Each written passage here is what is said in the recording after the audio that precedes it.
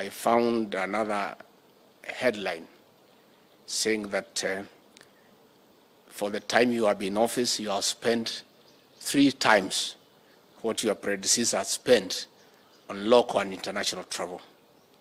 But these people are not honest enough and objective to also outline the level of activities that you have carried out in that period, because cost is determined by the level of activity.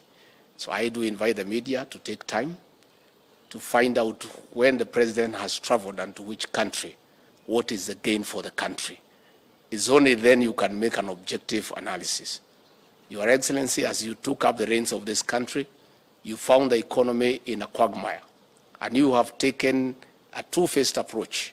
One is to harness revenue collection locally. Number 2 is to reach out to our international friends and development partners to harness resources for this country's development.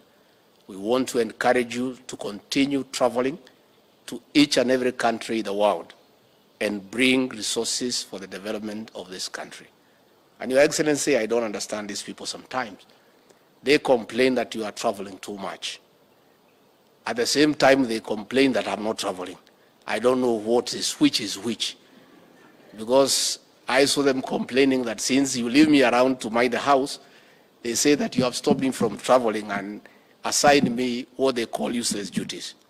On the same page, they are complaining that you have traveled too much.